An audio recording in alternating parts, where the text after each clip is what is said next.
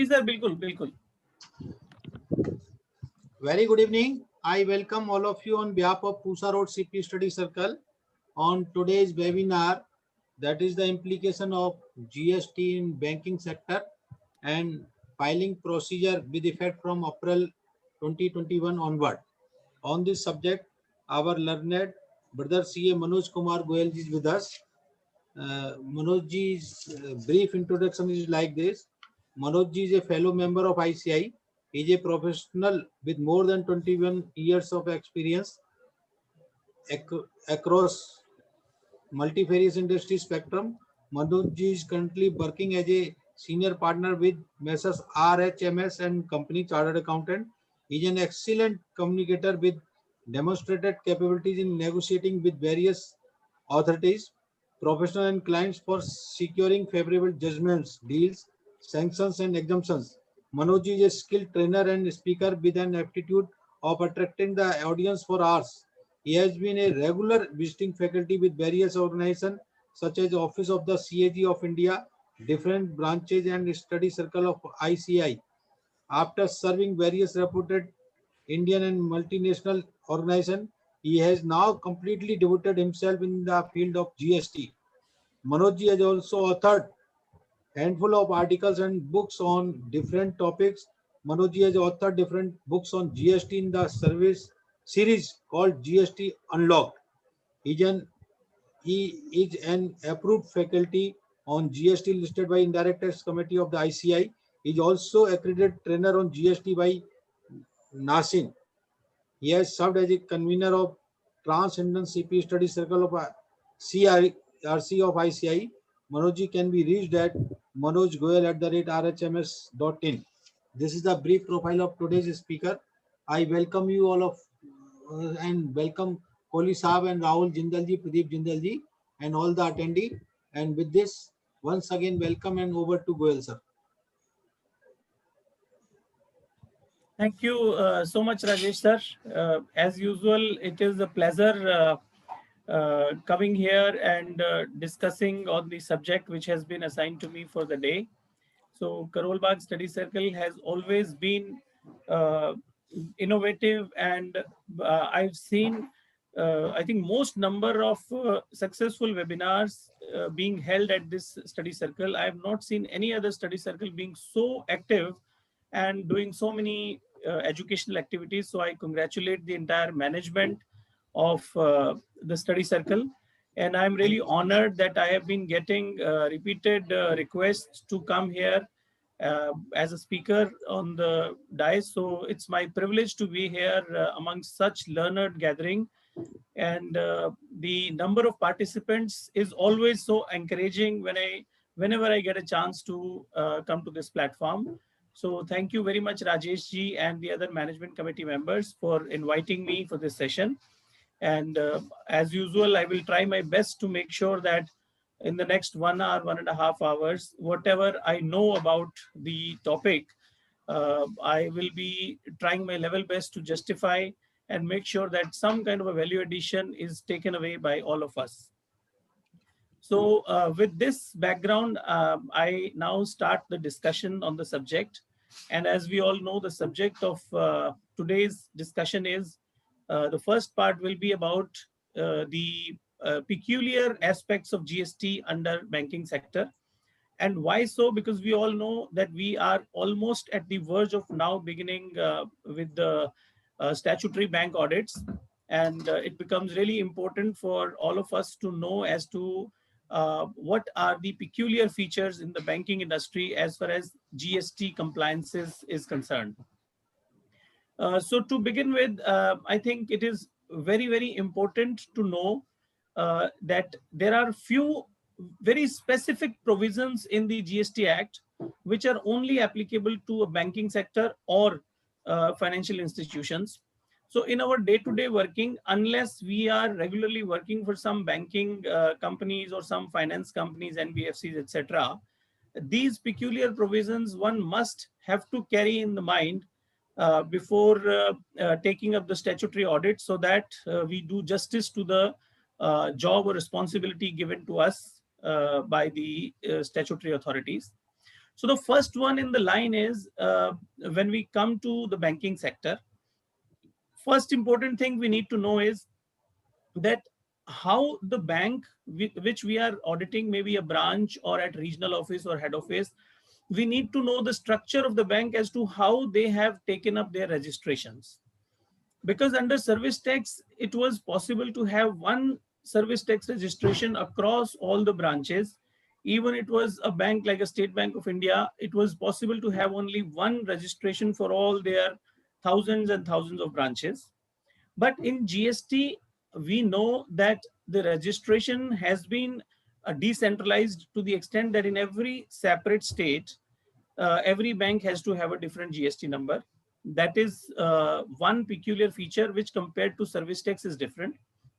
And secondly, even within the same state, there could be a situation when the banks having multiple branch offices or multiple regional offices may have multiple registrations within one state also. So it is very important to begin with whenever we start looking at the GST compliances in a bank branch, the first thing we have to see is how the bank has structured their GST registrations. So generally a branch would be consolidated at a higher level, maybe a large size branch or maybe a regional office or maybe at the central office of a particular state, in which the consolidation for all the branches would be taking place.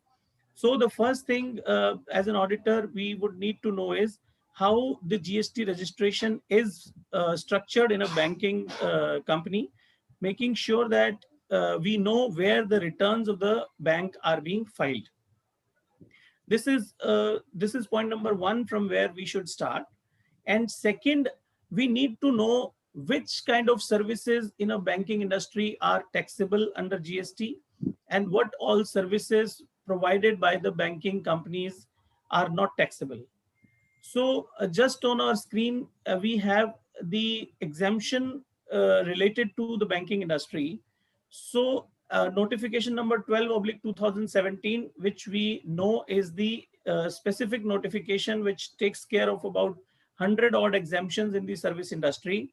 So one of them is the exemption related to the interest income.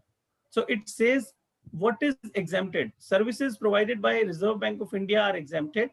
Number two, services by way of extending deposits, loans or advances in so far as the consideration is represented by way of interest or discount other than interest involved in credit card services. So here comes the first important distinction कि अगर एक banking company जितने भी loans provide कर रही है या जो डिपॉजिट्स एक्सटेंड कर रही है उस पे अगर कोई भी इंटरेस्ट इनकम चार्ज कर रहे हैं बैंक्स तो वो एग्जेम्प्टेड होती है, उसके ऊपर जीएसटी की एप्लीकेबिलिटी नहीं है. बट क्रेडिट कार्ड से रिलेटेड जो डिलेड पेमेंट्स हैं उस पे अगर कोई इंटरेस्ट चार्ज होता है तो वो in the form of penalty होता है, उसके ऊपर एग्जेम्पशन नहीं है. इसका मतलब कि क्रेडिट कार्ड के डिफॉल्ट्स पे जो भी डिलेड चार्जेस लगते हैं वो चाहे इंटरेस्ट के फॉर्म में ही लगते हैं तभी भी वो टैक्सेबल होंगे. पी कैटेगरी है इंटर से सेल और purchase of foreign currency amongst banks और authorised dealers of foreign exchange और amongst banks and such dealers. So ये बड़ा इंपॉर्टेंट है सर कि जब एक बैंक दूसरे बैंक के साथ कोई भी फॉरेन करेंसी की ट्रांजैक्शन करता है, sale purchase of forex between one banking company to another banking company is exempt, but not from a banking company to a non banking company. So अगर आप कोई भी बैंक में फॉरेन एक्सचेंज की transaction हो रही है, sale purchase with another banking company, तो वो एग्जेम्प्ट है. लेकिन नॉन बैंकिंग कंपनी के साथ अगर किसी कंपनी को डॉलर्स बेचे, डॉलर्स खरीदे, कोई और करेंसी खरीदी या बेची, and the transaction is with one of the customers, चाहे वो कोई कंपनी हो, कोई इंडिविजुअल हो, कोई पार्टनरशिप फर्म हो, उस केस में जो सेल और परचेज ऑफ फॉरेन एक्सचेंज है उस पे भी जीएसटी की एप्लीकेबिलिटी है on the charges which are being charged by the bank. तो जो एग्जेम्पशन है वो बिटवीन बैंकिंग कंपनीज, अगर आप फॉरेन एक्सचेंज में डील करते हैं तो एग्जेम्प्टेड है, और जितने भी टाइप के लोन और डिपॉजिट्स आपने दिए हैं बैंक ने उसके ऊपर जो इनकम आती है वो भी एग्जेम्प्टेड है. नीचे हमने इंटरेस्ट की डेफिनेशन है कि इंटरेस्ट किस केस में माना जाता है, इसको मैं फॉर द टाइम बिंग अभी स्किप कर रहा हूं. फिर उसके बाद में अनदर कैटेगरी ऑफ सर्विस जो कि एग्जेम्प्टेड कैटेगरी में आती है वो है services by an acquiring bank to any person in relation to settlement of an amount up to 2,000 rupees in a single transaction transacted through credit card, debit card, charge card और other payment card services. तो अगर हमने कोई भी ऐसी transactions करी हैं जो क्रेडिट कार्ड यूज करते हुए होती है किसी कस्टमर की, और उसका जो सेटलमेंट अमाउंट है वो मैक्सिमम 2,000 रुपए तक का है, तो उसके ऊपर भी कोई जीएसटी की एप्लीकेबिलिटी नहीं है. बट अगर 2,000 रुपए से बियॉन्ड है तो उस सेटलमेंट अमाउंट के ऊपर भी टैक्स की एप्लीकेबिलिटी आती है. तो ये सबसे इंपॉर्टेंट है कि जब हम आउटवर्ड सप्लाईज की बात करें किसी भी बैंकिंग कंपनी की या ब्रांच की, तो उसमें जो एग्जेम्पशंस हैं वो ये 3 कैटेगरीज की हैं. जितनी भी इंटरेस्ट इनकम है वो एग्जेम्प्ट है, फॉरेन एक्सचेंज करेंसी में जो ट्रांजेक्शन्स हो रही हैं वो एग्जेम्प्ट है, फॉरेन एक्सचेंज करेंसी में जो भी ट्रांजेक्शन्स हो रही हैं वो भी एग्जेम्प्ट है, अगर वो बैंकिंग टू बैंकिंग कंपनी हो रही है. अगर banking to non banking company हो रही है तो वो टैक्सेबल है, चाहे आप फॉरेन करेंसी एक बैंक खरीद रहा है या फॉरेन करेंसी बेच रहा है, नॉन बैंकिंग कंपनी के साथ वो सारे ट्रांजेक्शन्स टैक्सेबल हैं. और तीसरा, 2,000 रुपए से कम की सेटलमेंट अगर क्रेडिट या डेबिट कार्ड के थ्रू हो रही है तो वो एग्जेम्प्ट है, उससे बियॉन्ड सारी की सारी जो ट्रांजेक्शन्स है वो टैक्सेबल है.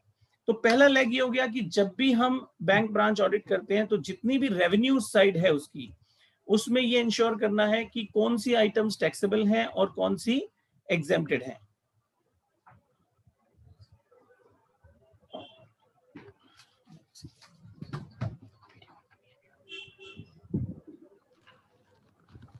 सॉरी सर, मैंने अपना लैपटॉप चेंज किया है. सर एक लैपटॉप की ना आवाज को आप म्यूट कर दो. मैंने आवाज म्यूट कर दी है सर. अभी ये स्क्रीन विजिबल है ना सर? यस विजिबल है. ओके, थैंक यू जी, थैंक यू सर. नहीं, अब आपकी स्क्रीन गई सर, स्क्रीन को शेयर करो. हाँ जी, एक सेकंड. हाँ please.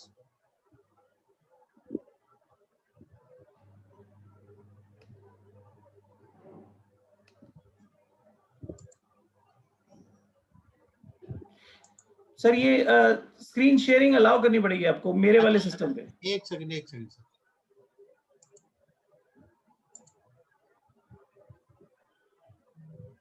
Ji sir.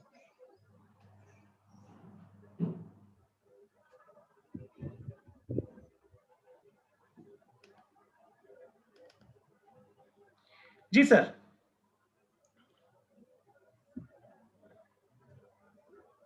Screen visible है सर? अभी स्टार्ट हो रही है सर. हाँ, now it's okay. Sorry sir, sorry for this intervention. Please sir. So basically हमने सर फर्स्ट लेग ये डिस्कस किया कि बैंकिंग इंडस्ट्री में जो मेन इनकम सोर्स है जो कि इंटरेस्ट इनकम है या फिर foreign currency transactions between two banks हैं, वो दोनों एग्जेम्प्टेड हैं. लेकिन उसके अलावा बैंक जितने भी तरीके के चार्जेस लेता है, जो भी ट्रांजैक्शंस यहाँ इस एग्जेम्पशन लिस्ट से बाहर आती हैं, वो सारी की सारी बैंकिंग इंडस्ट्री में टैक्सेबल होती हैं. तो ये हमारा पहला इंपॉर्टेंट डिस्टिंक्शन है कि जब भी हम ऑडिट करें तो देखें कि किस नेचर की इनकम है और क्या वो सब्जेक्ट टू जीएसटी है या नहीं है. फिर दूसरा और सबसे इंपॉर्टेंट एस्पेक्ट आता है प्लेस ऑफ सप्लाई का. प्लेस ऑफ सप्लाई बहुत ही गौर से देखने वाली चीज है बैंकिंग इंडस्ट्री में. जब भी हम कोई ऑडिट करते हैं तो टेस्ट बेसिस पे आई एम श्योर कि ये एक बड़ा ही इंपॉर्टेंट टॉपिक है चेक करने के लिए. और उसका रीजन ये है सर कि हमें पता है जीएसटी लॉ में अगर प्लेस ऑफ सप्लाई को गलत इंटरप्रेट कर लिया तो इसका मतलब ये होगा कि आपने गलत टैक्स लगा दिया. अगर एक place of supply inter state supply है और आपने उसको इंट्रा स्टेट की तरह टैक्स कर दिया या वाइस वर्सा, तो उसका इम्पैक्ट लॉ में बड़ा ही डिफिकल्ट है कि आपको जो गलत टैक्स आपने जमा किया है उसका रिफंड क्लेम करना है और जो करेक्ट टैक्स जमा होना चाहिए था वो टैक्स आपको जमा कराना है. तो ये एक बहुत ही इंपॉर्टेंट फीचर है कि बैंकिंग इंडस्ट्री में प्लेस ऑफ सप्लाई कैसे डिटरमिन होती है और क्या बैंकिंग सिस्टम्स के सेटअप बिल्कुल करेक्ट हैं जिससे कि प्लेस ऑफ सप्लाई में कोई गड़बड़ी नहीं हो रही है. तो इसके लिए हमें टेस्ट बेसिस पे ये जरूर चेक करना है कि प्लेस ऑफ सप्लाई का डिटर्मिनेशन ठीक से हो रहा है या नहीं हो रहा. और ये कैसे चेक करेंगे, पहले हम ये देख लेते हैं कि सेक्शन 12 में प्लेस ऑफ सप्लाई कैसे फॉल करती है. सेक्शन 12 तब एप्लीकेबल होता है जब जिस बैंक का हम ऑडिट कर रहे हैं उसके जितने भी कस्टमर इंडियन कस्टमर्स हैं जो कि इंडिया में ही एग्जिस्ट करते हैं, चाहे वो कंपनीज हैं, इंडिविजुअल्स हैं, पार्टनरशिप फर्म है, किसी भी स्ट्रक्चर का कस्टमर जो कि इंडिया में ही एग्जिस्ट करता है, उसके ऊपर प्लेस ऑफ सप्लाई डिटरमिन करने के लिए सेक्शन 12 है। तो सेक्शन 12 में क्या कहता है कि the place of supply of banking and other financial services including stock broking services to any person shall be the location of the recipient of service on the record of the supplier of services, provided that if the location of recipient of services is not on the record of the supplier, the place of supply shall be the location of supplier of services. क्या मतलब हुआ कि 99% cases में bank जिन लोगों को service देता है उनका एड्रेस बैंक के रिकॉर्ड पे हमेशा होता है। तो जो प्रोविजो है वो बहुत रेयर केस में वहां लगेगा जब बैंक ने किसी ऐसे आदमी को सर्विस दी है जिसका एड्रेस ही बैंक के रिकॉर्ड पे एग्जिस्ट नहीं करता है। तो मेरी समझ से आज की डेट में जनरली बैंक ऐसे किसी कस्टमर को सर्विस नहीं देता जिसका की रिकॉर्ड पे एड्रेस अवेलेबल ना हो। पहले शायद ऐसा होता था कि हम कोई डीडी बनवाना है तो हम कैश जमा करा के बैंक से डीडी ले लेते थे जिसमें हमारा एड्रेस बैंक के पास नहीं होता था। बट यूजुअली अब जितना केवाईसी नॉर्म्स स्ट्रिक्ट हो गए हैं तो generally bank will have all the addresses on record for the customers to whom banking services are being provided. तो हम प्रोविजो के अलावा देखते हैं कि प्लेस ऑफ सप्लाई कैसे डिटरमिन होगी। ये कहता है कि जो सर्विस सप्लायर है यानी कि बैंक और जो रेसिपिएंट है वो दोनों अगर सेम स्टेट में हैं तो उस केस में प्लेस ऑफ सप्लाई होगी लोकल उसी स्टेट की और सीजीएसटी प्लस एसजीएसटी लगेगा।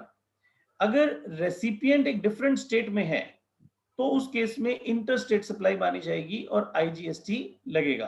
कैसे, एक बार रिवाइज कर लेते हैं। ये बेसिक रूल है, जीएसटी में हमने बहुत बार पढ़ा है लेकिन फिर भी एक बार फिर से रिवाइज कर लेते हैं कि प्लेस ऑफ सप्लाई कैसे डिटरमिन होती है। प्लेस ऑफ सप्लाई डिटरमिन करने के लिए हमें लोकेशन ऑफ सप्लायर और दूसरा प्लेस ऑफ सप्लाई, ये दो चीजें हमें पता होनी चाहिए ये जानने के लिए कि टैक्स कौन सा अप्लाई करेंगे, लोकल टैक्स यानी सीजीएसटी प्लस एसजीएसटी या फिर इंटरस्टेट आईजीएसटी टैक्स। तो हमें पता है लोकेशन ऑफ सप्लायर, जिस बैंक का आप ऑडिट कर रहे हैं वही उसका लोकेशन में भी आप ऑडिट कर रहे हैं, वो लोकेशन ऑफ सप्लायर है। अब प्लेस ऑफ सप्लाई कैसे डिटरमिन होती है उसके लिए अलग अलग रूल्स हैं। वही रूल में से हमने बैंकिंग सेक्टर का जो रूल है वो यहाँ स्पेसिफिकली निकाला है, जो ये कहता है कि प्लेस ऑफ सप्लाई वो जगह होगी जहां पे आपका कस्टमर का रजिस्टर्ड एड्रेस है जो आपने बैंक को दे रखा है। तो इसका मतलब क्या हुआ कि एक बैंक ब्रांच है जो नोएडा में है और उसका एक क्लाइंट है जिसका एड्रेस भी नोएडा में ही है, जो एक कंपनी है उनका एड्रेस भी नोएडा में ही है और जो बैंक ब्रांच जहां से वो सर्विसेज ले रहे हैं उसका एड्रेस भी नोएडा में ही है। तो इस केस में टैक्स कौन सा वाला चार्ज होगा? लोकल टैक्स चार्ज होगा क्योंकि प्लेस ऑफ सप्लाई यूपी की है और local UP GST plus CST charge हो जाएगा। अगर मान लीजिए नोएडा की एक ब्रांच में कस्टमर ऐसा है जिसका रेजिडेंशियल एड्रेस या ऑफिशियल एड्रेस दिल्ली का है तो उस केस में आईजीएसटी चार्ज होगा, दिल्ली का आईजीएसटी। तो ये एक इंपॉर्टेंट पॉइंट है, ये बहुत ही जनरल लॉ हो गया। अब इसमें हम थोड़ी सी कॉम्प्लेक्स सिचुएशन डाल देते हैं। अब मान लीजिए कि एक कस्टमर है और उसके 4 अलग अलग स्टेट्स में फैक्ट्रीज हैं, 4 अलग अलग स्टेट्स में वो काम करता है और उसने अपनी एक CC limit, OD limit, PCL, PCFC, whatever जिस तरीके का भी उसका बिजनेस है उसने एक लिमिट ले रखी है जिसमें कि दुनिया भर के चार्जेस बैंक डेबिट करता रहता है। अब उस कंपनी के 4 अलग अलग लोकेशंस पे एड्रेसेस हैं, दिल्ली में भी है, यूपी में भी है, उत्तरांचल में भी है और हरियाणा में भी है। अलग अलग जगह पे उसके एड्रेसेस हैं लेकिन कॉमन एक ही अकाउंट उसने यूज करता है जहां पे वो चारों फैक्ट्रियों में जो भी फाइनेंशियल मैनेज होते हैं वो चारों फैक्ट्रीज का एक ही लोकेशन से मैनेज होता है। तो कौन सी प्लेस ऑफ सप्लाई मानी जाएगी? द आंसर इज कि जो एड्रेस ऑन रिकॉर्ड है, जिस एड्रेस पे बैंक ने सैंक्शन लेटर दिया हुआ है, जिस एड्रेस पे बैंक के सारे कम्युनिकेशंस जाते हैं, वो हेड ऑफिस का एड्रेस भी हो सकता है, वो किसी एक प्लांट या फैक्ट्री का एड्रेस भी हो सकता है, डिपेंडिंग कि वो कौन सा एड्रेस बैंक के रिकॉर्ड पे है वहीं का टैक्स एप्लीकेबल होगा और बैंक आपको जो टैक्स चार्ज करेगा वो उस पर्टिकुलर लोकेशन पे ही चार्ज करेगा। अब अगर कस्टमर के पर्सपेक्टिव से देखें तो अगर एक कस्टमर है जो 4 अलग अलग लोकेशंस पे एक ही फैसिलिटी को यूज करता है जिसका एड्रेस एक कॉमन एड्रेस है, तो टेक्निकली उस कस्टमर को आईटीसी जो है वो एक लोकेशन पे नहीं मिल सकता, उसको प्रोपोर्शनेट आईटीसी डिस्ट्रीब्यूट करना पड़ेगा दूसरी डिफरेंट लोकेशंस पे। बट ये क्वेश्चन बैंकिंग इंडस्ट्री या बैंकिंग ब्रांच जिसका हम ऑडिट कर रहे हैं उसके पर्सपेक्टिव से रेलेवेंट नहीं है, ये उसके कस्टमर के पॉइंट ऑफ व्यू से इंपॉर्टेंट हो सकता है। बट हमारे लिए इंपॉर्टेंट ये है कि सर किसी ने हैंड रेज किया आई थिंक क्वेश्चन के लिए, तो अच्छा मैं देख लेता हूँ सर। हाँ जी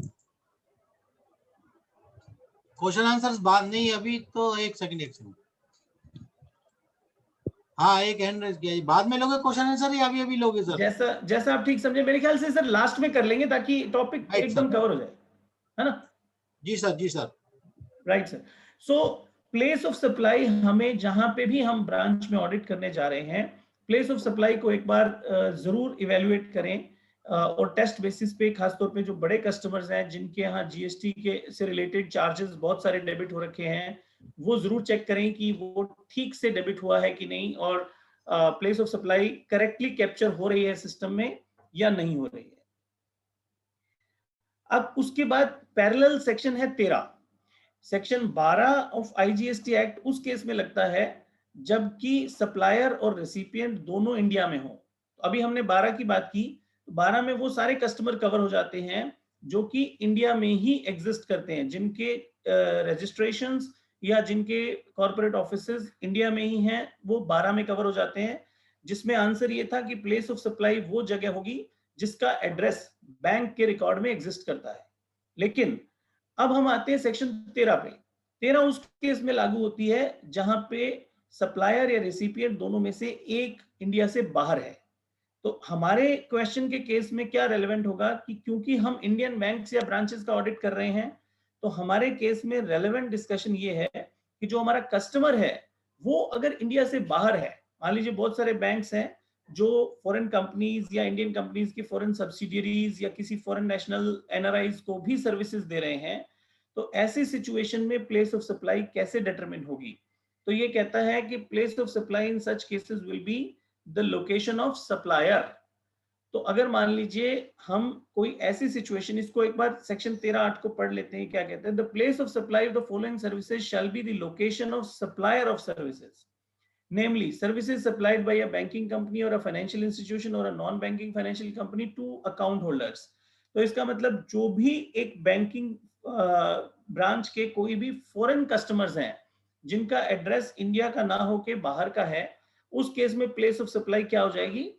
जो बैंक का अपना एड्रेस है वही प्लेस ऑफ सप्लाई हो जाएगी। मतलब किसी भी फॉरेन कस्टमर को जब आप चार्जेस बिल करेंगे तो उस पे हमेशा सीजीएसटी और एसजीएसटी ही एप्लीकेबल होगा।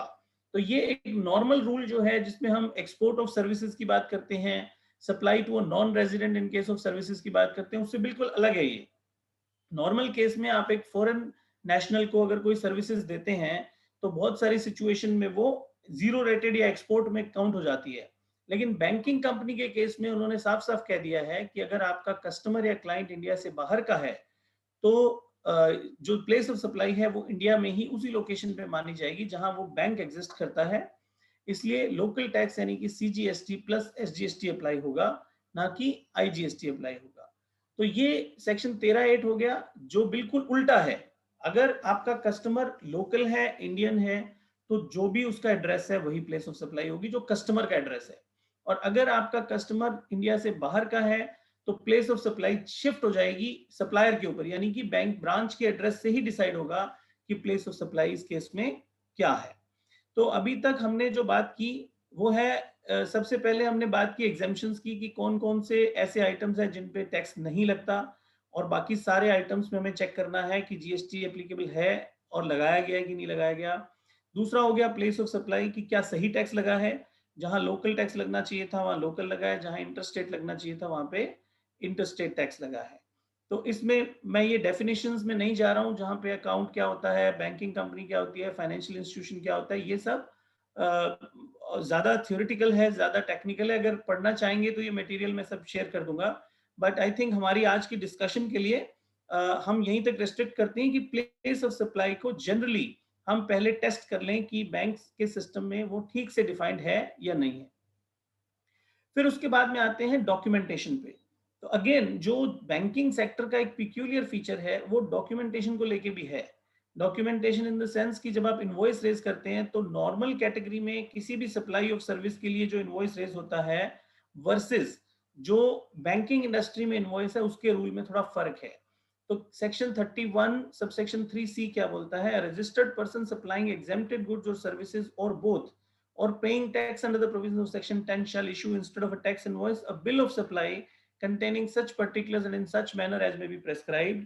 इसका मतलब क्या है कि जो एग्जेम्प्टेड सप्लाईज हैं, एग्जेम्प्टेड सप्लाईज यानी कि जो इंटरेस्ट से रिलेटेड, हमने ऊपर देखा कि बैंकिंग सेक्टर की काफी सब्सटेंशियल सर्विसेज या सप्लाईज जो हैं वो टैक्सेबल नहीं होती हैं, तो उसके लिए आपको बिल ऑफ सप्लाई इशू करना होता है, ना कि टैक्स इनवॉइस इशू करना होता है।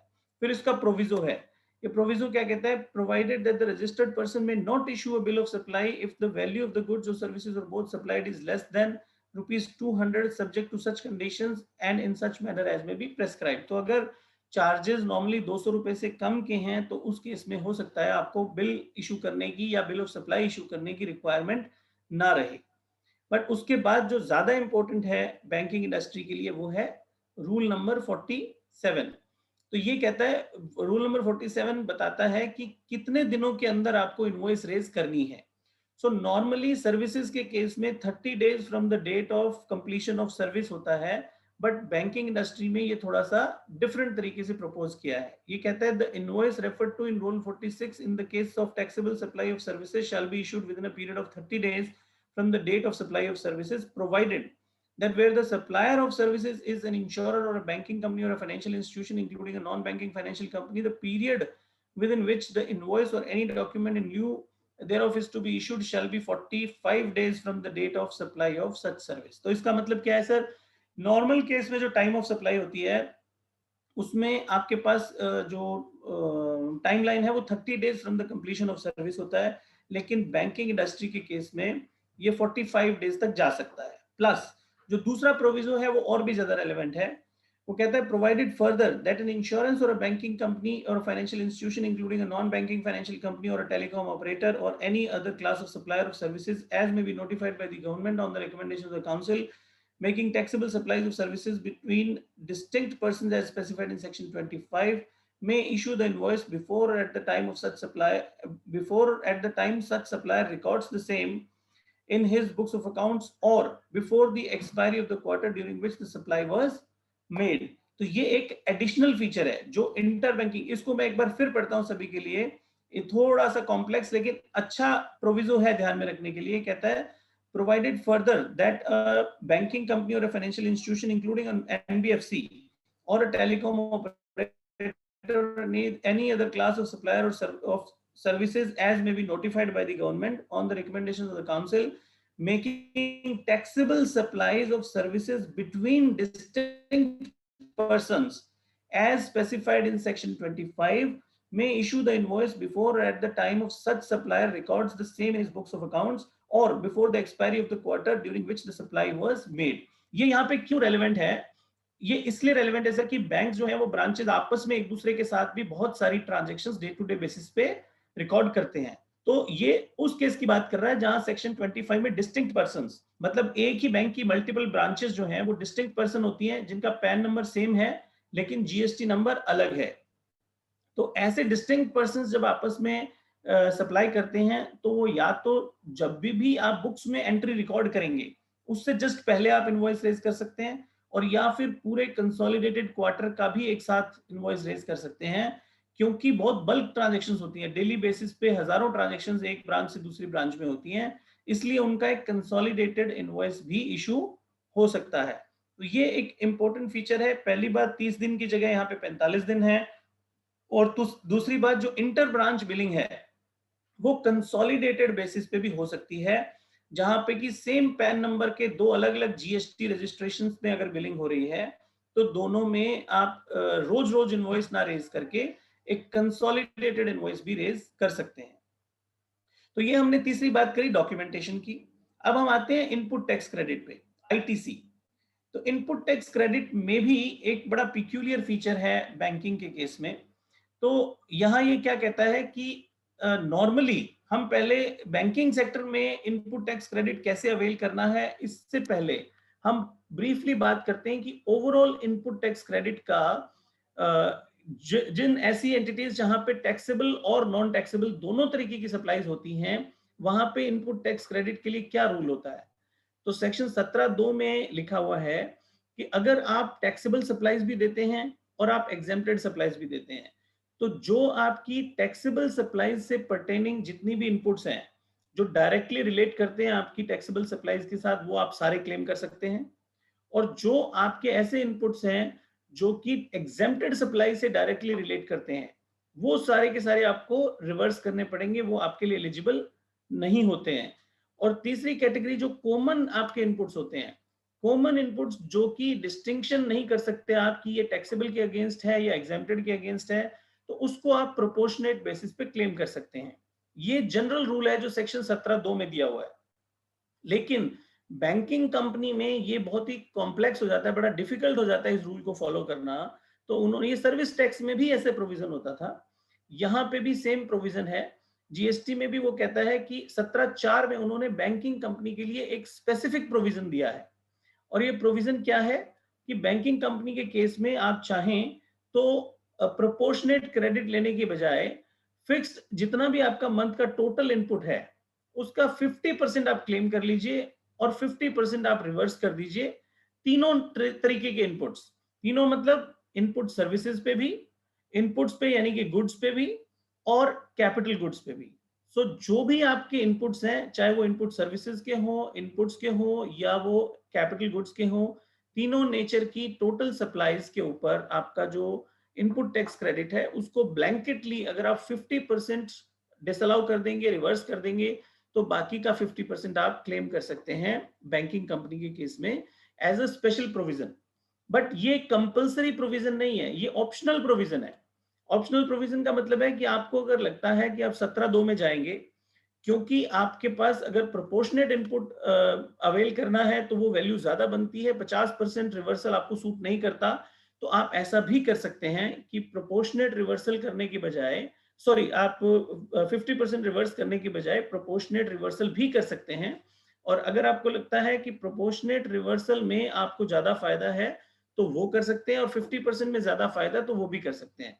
बट दोनों ही केस में आपको ये डिक्लेरेशन पहले ऑप्ट करनी पड़ती है।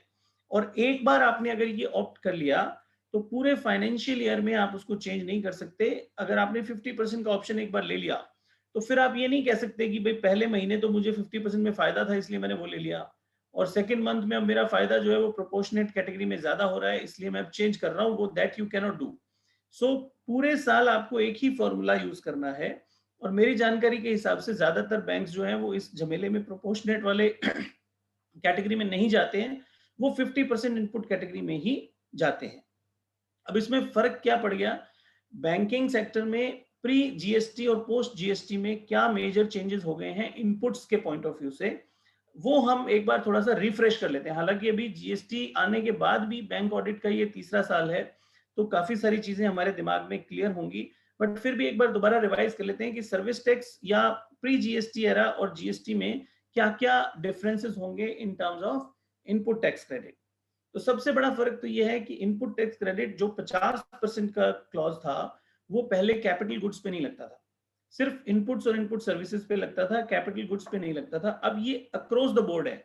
आपको जो भी, अगर बैंक ने मान लीजिए कोई बड़ा कैपिटलाइजेशन भी किया है तो उसमें भी कैपिटल गुड्स पे भी जितना इनपुट उसने इकट्ठा किया वो सारा 50% उनका लैप्स हो जाएगा, सिर्फ 50% ही उनको मिलेगा। तो बहुत सारे बैंक ऐसा हो सकते हैं जिन्होंने कोई मेजर कैपिटलाइजेशन किया हो, वो ये सोच सकते हैं कि अगर वो 50% वाली स्कीम में ना जाएं तो शायद प्रोपोर्शनेट इनपुट टैक्स क्रेडिट उनको ज्यादा मिल सकता है। But again it's a question, और वो उनके अपने फैक्ट्स पे डिपेंड करता है। ऑप्शन उनके पास अवेलेबल होता है for the entire financial year. तो पहला जो डिफरेंस है सर्विस टैक्स वर्सेस जीएसटी में वो ये है कि यहाँ पे इनपुट्स, इनपुट सर्विसेज और कैपिटल गुड्स तीनों पे ही 50% का रिवर्सल मस्ट होता है। दूसरी बात, सर्विस टैक्स के टाइम पे बहुत सारी गुड्स जैसे बैंक नॉर्मली प्रोक्योर करता है जो एडमिनिस्ट्रेटिव पर्पज से आपकी बहुत सारी गुड्स परचेज होती हैं, उनके ऊपर जो लोकल वैट लगा होता था उन सब का इनपुट पहले नहीं मिलता था। बट अब क्योंकि जीएसटी आ गया है तो जीएसटी में जितने भी टाइप के परचेजेस हैं, चाहे वो गुड्स हो, कैपिटल गुड्स हो, उन सब के ऊपर जो भी जीएसटी लग के आया हुआ है वो सारा का सारा इनपुट टैक्स क्रेडिट बैंकों के लिए भी अवेलेबल है जैसे किसी दूसरी एंटिटी के लिए अवेलेबल होता है। तो ये भी एक डिस्टिंक्शन है प्री जीएसटी एरा। जब हम सर्विस टैक्स में डील करते थे तो बहुत सारे गुड्स पे जो इनपुट लग के आते थे, जो वैट के शेप में होते थे, वो सब आपके लिए एग्जेम्प्टेड हो जाते थे। तीसरा और एक और मेजर डिफरेंस जो है वो है इंटर ब्रांच बिलिंग का, इंटर स्टेट बिलिंग का।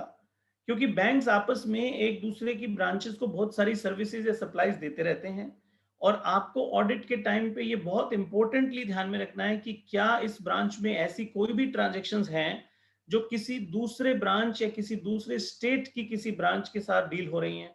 तो क्या बैंक ने अप्रोप्रिएट तरीके से उस पे चार्जेस लगाए हैं और उस पे जीएसटी चार्ज किया है या नहीं किया। क्योंकि जो क्रॉस चार्ज का कॉन्सेप्ट है वो ना केवल नॉर्मल कंपनीज जो मल्टी स्टेट्स में काम करती हैं उनके ऊपर है, बल्कि सिमिलरली बैंकों के ऊपर भी एज इट इज एप्लीकेबल है।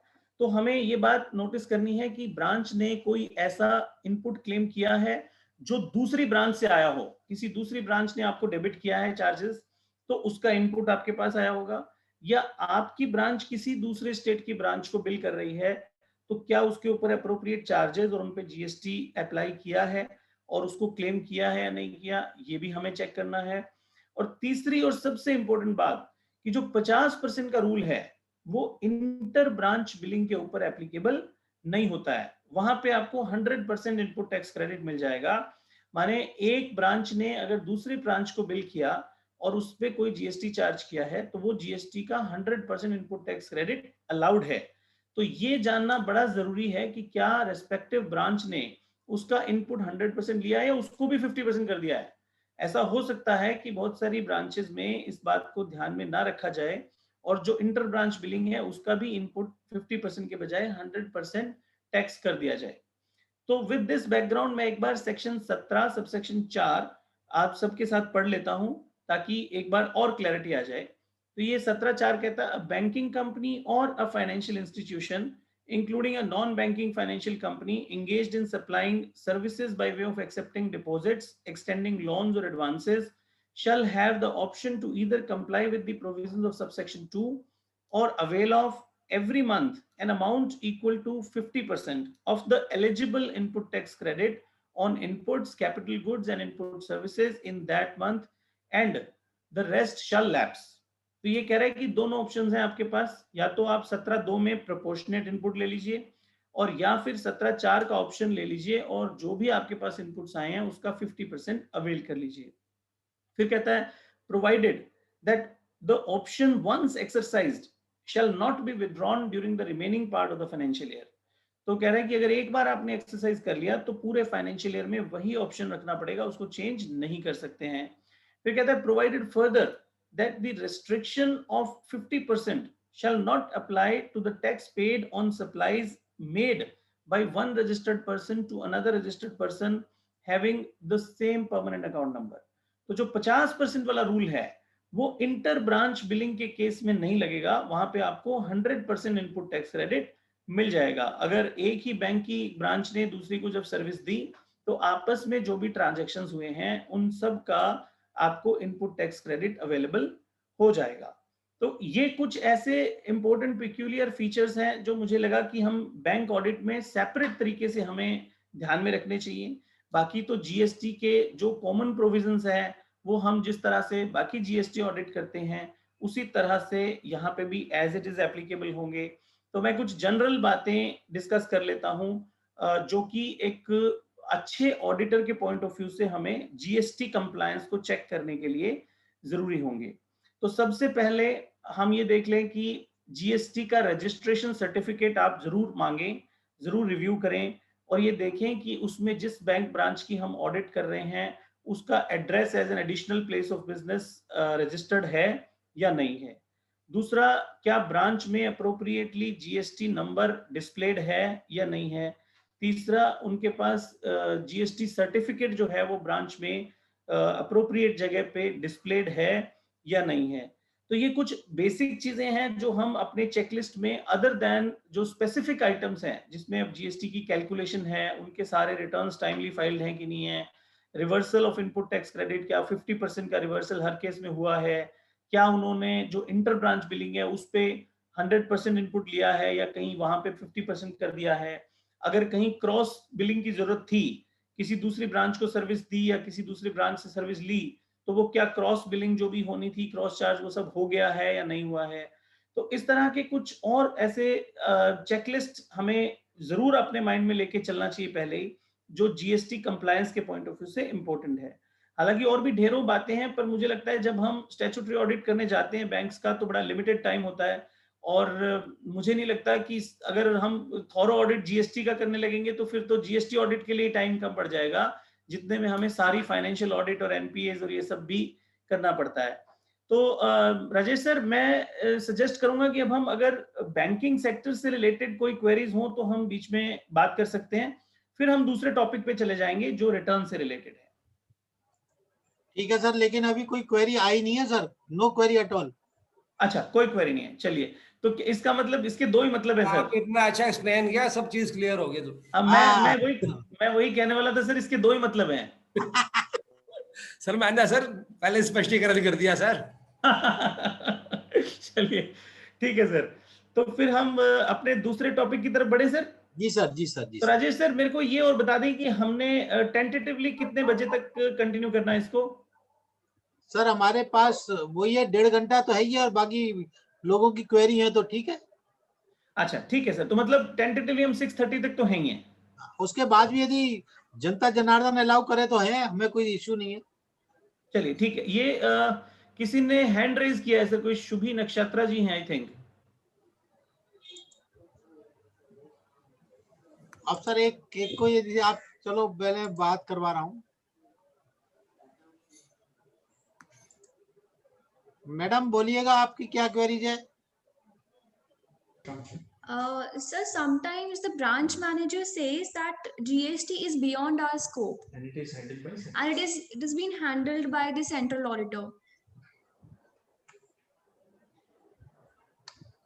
I don't subscribe to this thought process, but I am not really an expert to answer this. Whether from the statutory branch auditor's perspective, the GST compliance is a part of the statutory audit or not, I would not really be in a position to give you an expert opinion. But according to me, in the branch statutory audit, GST compliance should also be very much a part of this. But again, as I said, I don't really have a 100% authentic answer to this.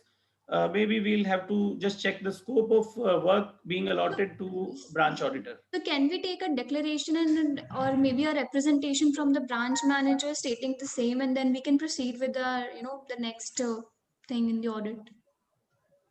I think, madam, the first thing we have to do is we just have to review the allotment conditions and the scope of work given to us.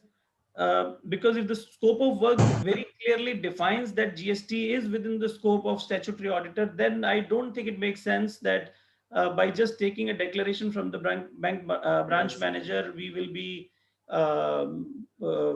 kind of done away with our responsibility. I don't think it's so. Actually, the closing circular and the appointment letter were silent on this matter, so we were unable to take a call last year. So okay, no, I get your point. So maybe we can talk about this offline also. Let me also have a review on this, and then probably we can have a better answer to this.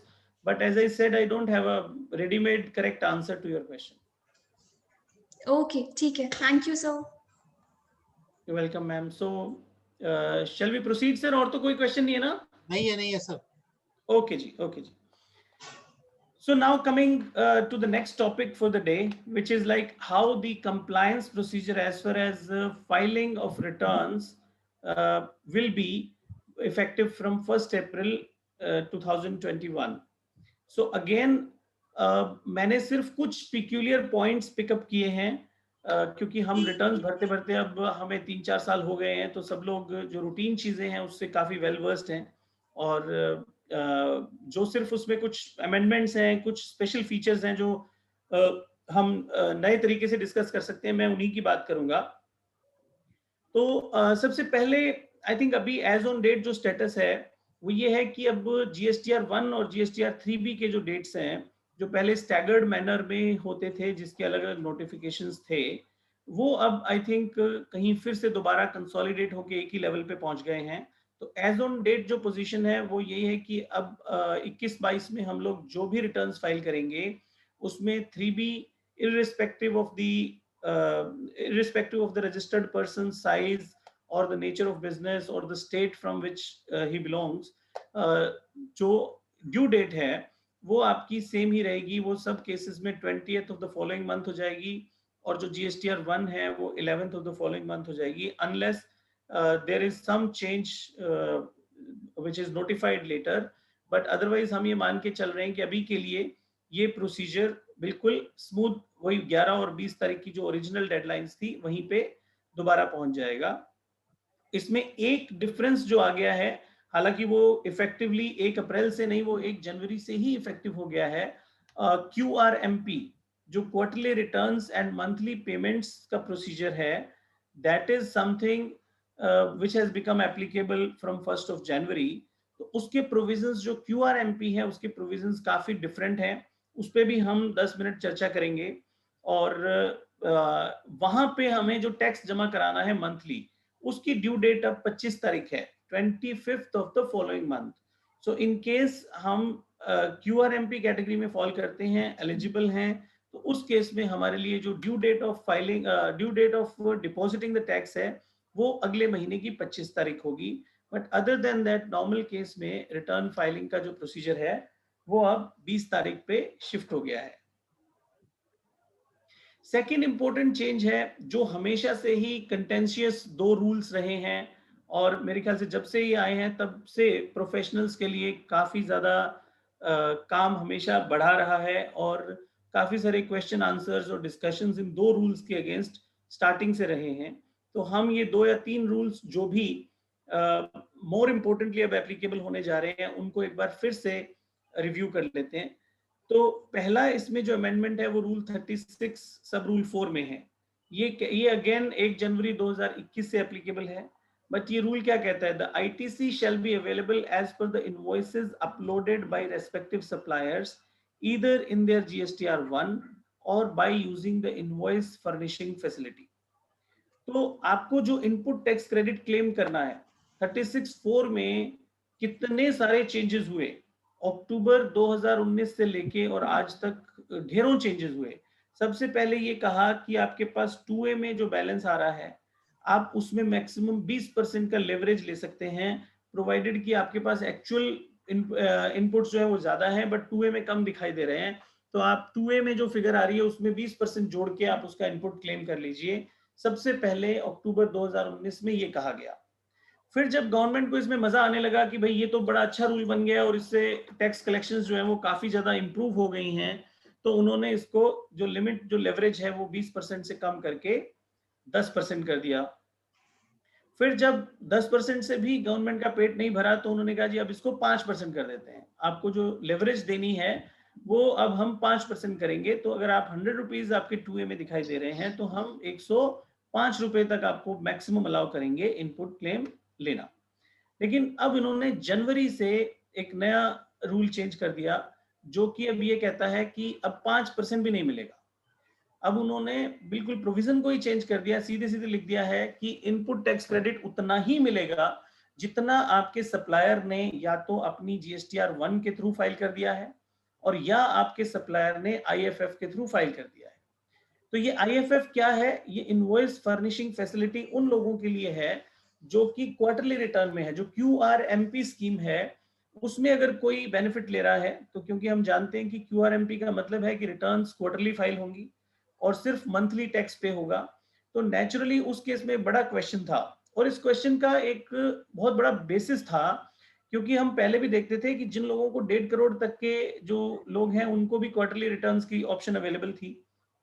उस time पे भी लोगों का ये बड़ा concern होता था कि भाई मेरा सप्लायर जो है वो अगर 1.5 करोड़ वाली कैटेगरी में बेनिफिट ले रहा है तो मैं कैसे इंश्योर करूं कि मैं इनपुट 2A में मुझे मंथली बेसिस पे आ जाए, क्योंकि मेरा सप्लायर तो क्वार्टरली रिटर्न फाइल करता है तो उसका इनपुट तो मुझे 1 क्वार्टर तक मिल ही नहीं सकता। और मेरे लिए इनजस्टिस है कि आप मुझे एक जेन्युइन परचेज का भी इनपुट नहीं दे रहे हो, because my supplier is not filing returns on monthly basis, and that is a facility which has been given by the government. So to counter that, जब ये आया कि भाई अब हम QRMP स्कीम लाने जा रहे हैं और 1.5 करोड़ की बजाय 5 करोड़ तक के जितने भी सप्लायर्स हैं उन सबको भी हम ऑथराइज कर रहे हैं कि आप क्वार्टरली रिटर्न भर दीजिए, तो सब लोगों के दिमाग में ये पहला क्वेश्चन था कि अगर 5 करोड़ तक की टर्नओवर वाले सारे लोग रिटर्न क्वार्टरली भरने लगे तो मुझे 2A में इनपुट कैसे मैं ले पाऊंगा? मेरे जितने सप्लायर हैं अगर वो सारे QRMP स्कीम में गए तो मुझे तो इनपुट मिलेगा ही नहीं उसका.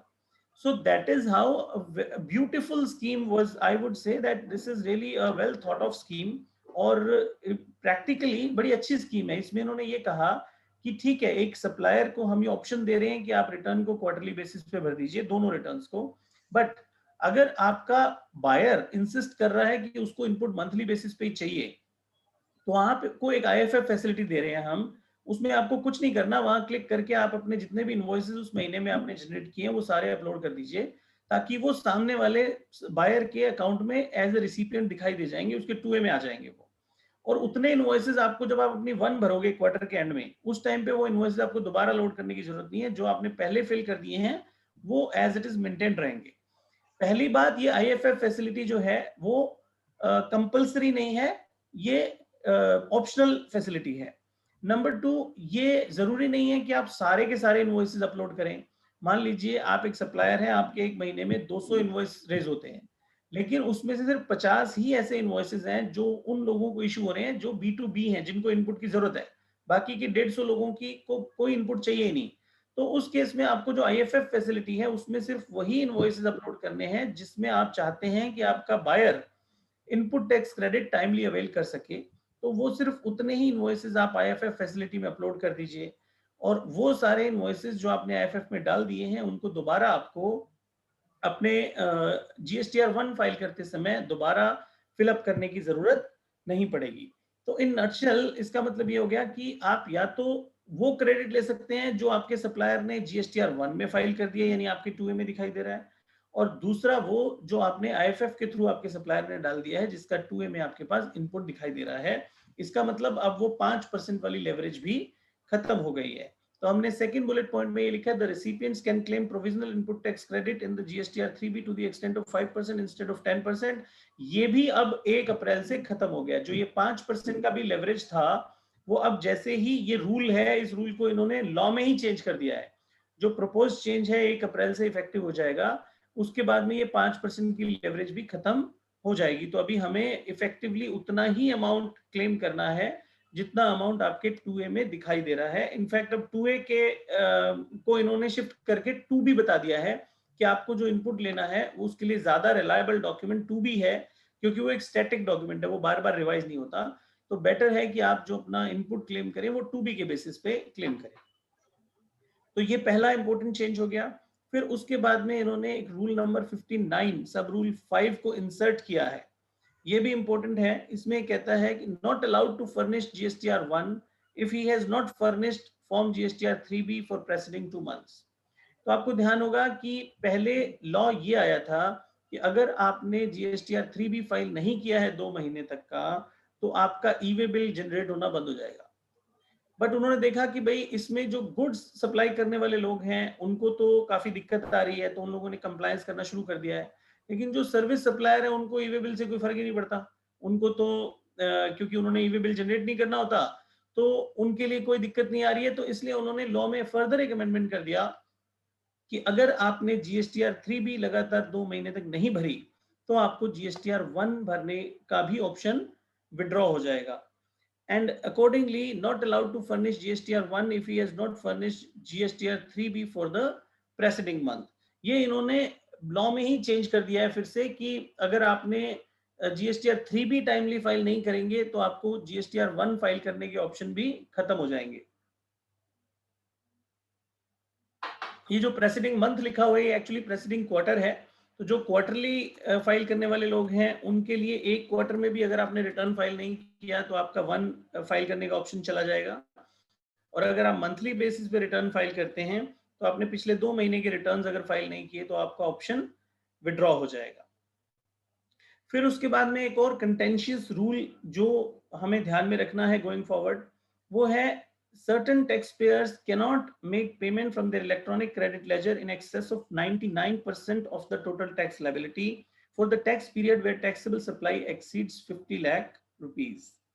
तो ये इन्होंने क्या किया है कि कुछ केसेस में 86B को इस तरह से चेंज कर दिया है कि कुछ केसेस में आपको कम से कम 1% of our output liability cash में जमा करानी जरूरी है। यानी कि अगर आपके पास बहुत ढेर सारा इनपुट टैक्स क्रेडिट भी पड़ा हुआ है तो भी आपको एटलीस्ट कुछ परसेंटेज इनपुट टैक्स क्रेडिट को ना यूज करते हुए 1% पैसा कैश में जमा कराना जरूरी है। लेकिन ये कुछ केसेस में ही है, ज्यादातर केसेस उन्होंने एक्सेप्शंस में एग्जेम्प्ट कर दिए हैं। तो यहाँ पे काफी सारे लोगों के डाउट्स आते हैं कि कौन कौन लोग हैं जिनको ये जमा कराना मैंडेटरी है। तो इसलिए ये एग्जेम्पशंस जो है वो इसको एक बार गो थ्रू कर लेते हैं कि किन किन लोगों को इन्होंने इस रूल से एग्जेम्प्ट किया है।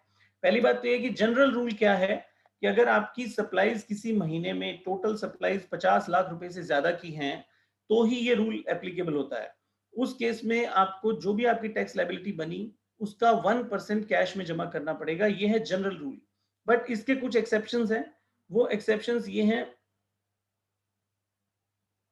Number 1, a registered taxpayer where more than 1 lakh rupees is paid as income tax in the last 2 financial years in belated IT returns of himself or his proprietor or any 2 partners or managing director, trustee or board etc. तो पहली बात तो ये कि अगर आपने income tax की return में पिछले 2 सालों में या तो कंपनी ने खुद या कंपनी के डायरेक्टर ने या पार्टनर्स ने या उसके अगर वो प्रोप्राइटरशिप फर्म है तो उसके प्रोप्राइटर ने 1 लाख रुपए से ज्यादा का टैक्स इनकम टैक्स भरा है तो उस केस में ये रूल एप्लीकेबल नहीं होगा। तो बहुत सारी कंपनियां इसी रूल में निकल जाएंगी कि अगर बड़ी कंपनी है तो उसने 1 लाख से ज्यादा टैक्स भरा है तो भी निकल जाएगा, अगर उसके मैनेजिंग डायरेक्टर ने भरा है तो भी निकल जाएगा, अगर कोई ट्रस्टी ने भरा है तो भी, अगर प्रोप्राइटर ने भरा है तो भी, पार्टनर्स ने भरा है तो भी। तो इन सब केसेस में ये जो रूल है 1% कैश डिपॉजिट का वो एप्लीकेबल नहीं होता है। दूसरा है registered person who has received more than ₹1 lakh as refund of unutilised input tax credit under GST. तो ऐसे केसेस जहां पे आपने डिपार्टमेंट से जीएसटी का रिफंड क्लेम किया हुआ है, 1 लाख रुपए से ज्यादा का रिफंड आपने क्लेम कर रखा है, तो वहां पे भी आपको ये सेम बेनिफिट मिल जाएगा। यानी कि रूल जो है 1% डिपॉजिट का वो आपके ऊपर इस केस में भी एप्लीकेबल नहीं होगा। तीसरा है a registered tax payer paid more than 1% of his GST liability using only his electronic cash ledger for all the tax periods in the current financial year so far।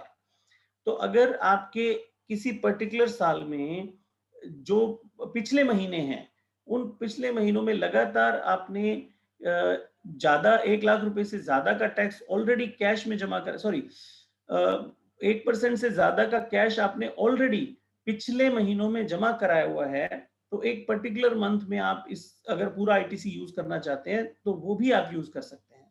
तो इसका मतलब हो गया कि अगर किसी फाइनेंशियल ईयर में पहले 5 महीने में मैं लगातार कैश यूज करके पैसे जमा कर रहा हूँ, किसी में 2% कैश, किसी में 3% कैश, किसी में 5% कैश, तो ऐसे केस में अगर इस महीने मेरे पास बिल्कुल भी कैश यूज करने की गुंजाइश नहीं है और सारा का सारा इनपुट मेरा एडजस्ट हो सकता है तो वहां पे भी मेरे को ये एग्जेम्पशन मिल जाएगी। और फिर चौथा इसमें एक्सेप्शन है government departments, PSUs, local authorities, statutory bodies etcetera. तो कोई गवर्नमेंट डिपार्टमेंट है, पीएसयू है, लोकल अथॉरिटी है, स्टैट्यूटरी बॉडी है, इन सब के ऊपर ये रूल एप्लीकेबल नहीं होता। तो एक बार फिर से रिवाइज करते हैं कि रूल 86 क्या कहता है। ये बात करता है कि अगर आपको आपकी टोटल सेल्स या आउटवर्ड सप्लाईज एक महीने में 50 लाख रुपए से ज्यादा की हैं तो आपको कम से कम टोटल आउटपुट लायबिलिटी का 1% कैश में जमा करना है unless you fall under any of the exceptions।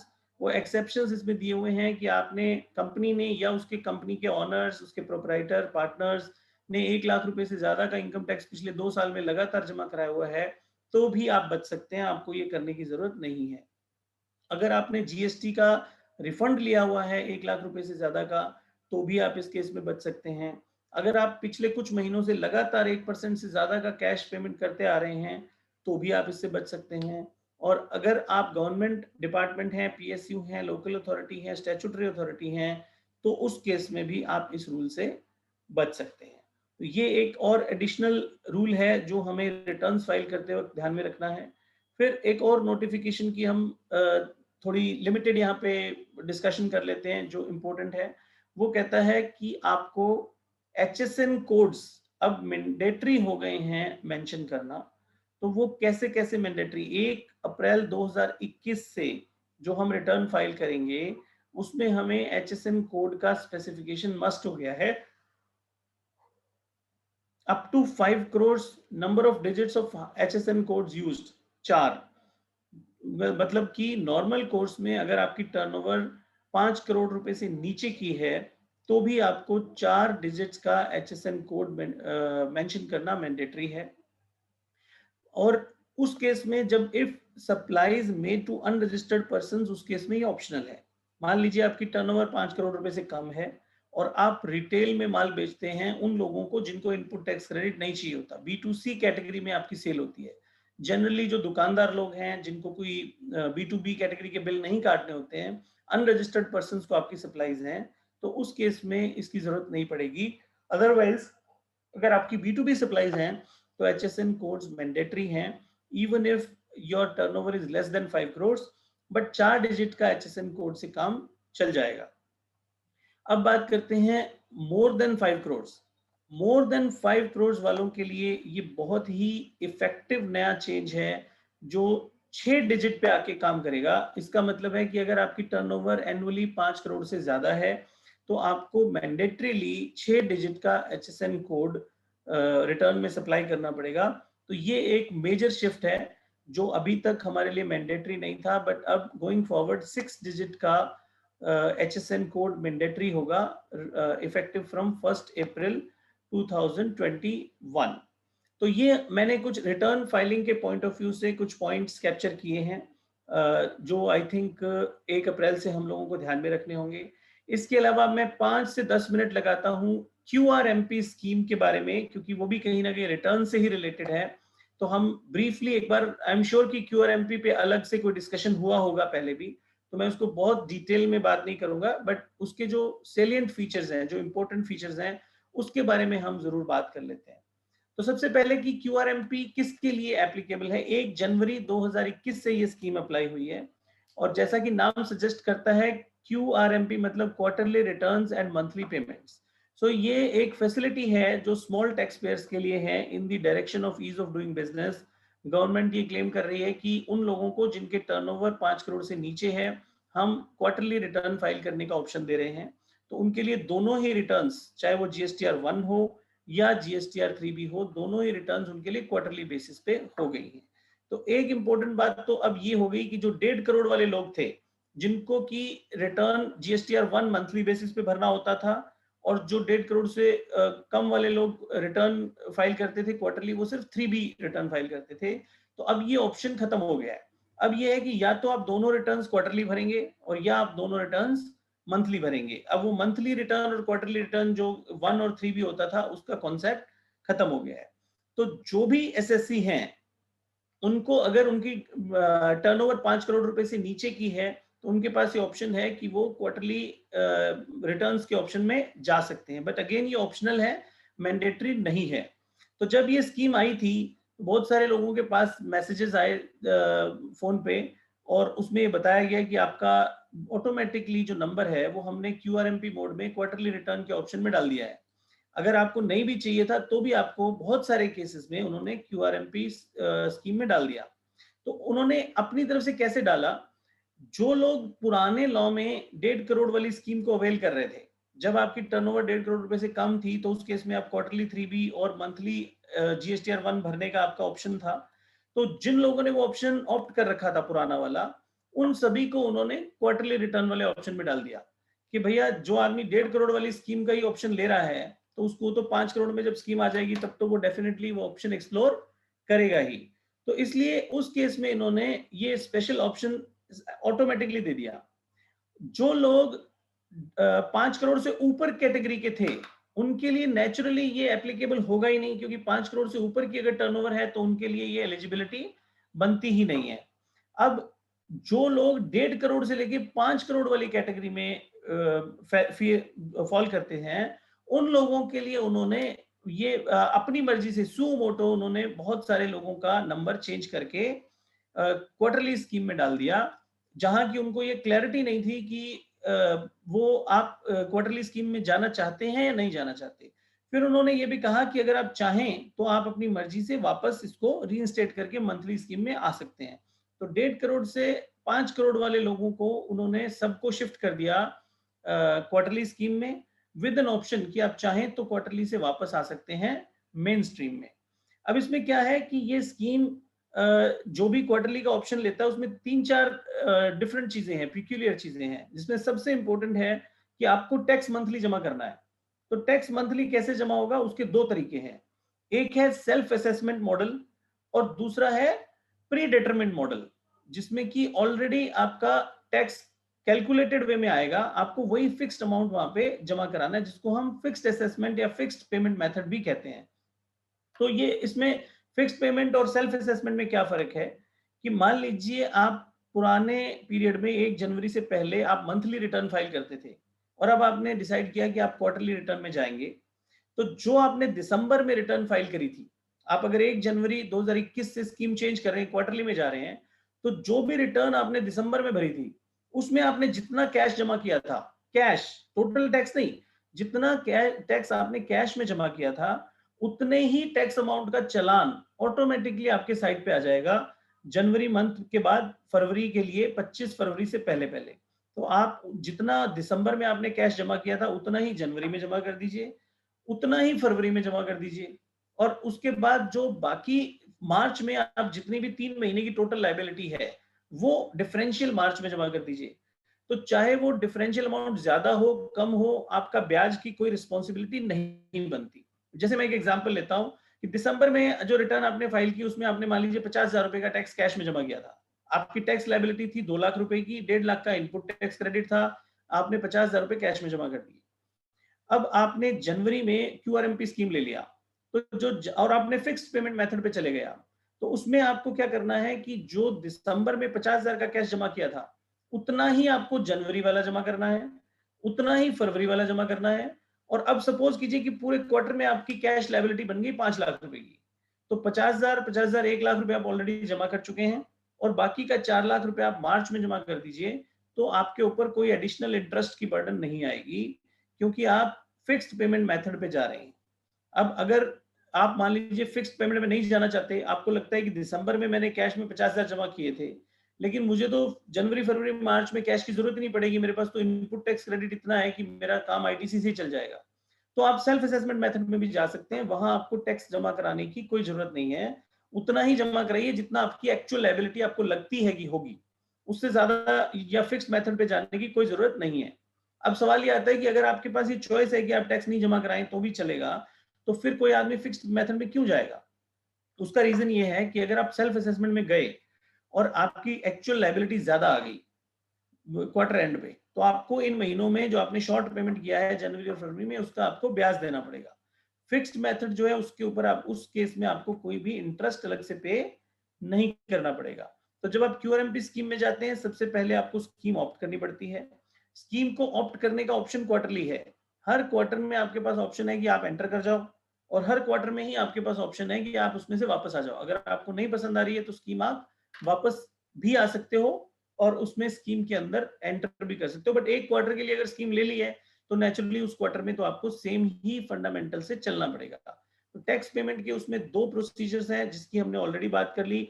एक हम फिक्स्ड पेमेंट मेथड कहते हैं और दूसरा सेल्फ असेसमेंट मेथड है। जो फिक्स्ड पेमेंट है वो डिपेंड करता है पिछले मंथ में आपने क्या टैक्स जमा किया था, जो लास्ट मंथ था उसके बेस पे वो कंटिन्यू करेगा पहले 2 महीने, और फिर तीसरे महीने जो एक्चुअल लायबिलिटी आएगी उसमें डिफरेंशियल अमाउंट पेमेंट हो जाएगी। अब इसमें एक सिचुएशन और आती है, वो सिचुएशन है कि अगर आपने दिसंबर में भी आप क्वार्टरली मेथड पे ही थे और आपने दिसंबर क्वार्टर की एक साथ रिटर्न भरी और उसमें मान लीजिए आपने 1 लाख रुपए का टैक्स कैश में जमा किया और अब आप क्यूआरएमपी में आ गए, तो इस केस में आपकी टैक्स लायबिलिटी कैसे डिटरमिन होगी? तो उस केस में अगर आप दिसंबर तक का 1 लाख रुपया सिर्फ दिसंबर का टैक्स नहीं है, वो अक्टूबर नवंबर दिसंबर 3 महीने का टैक्स है, तो उस केस में जो फिक्स्ड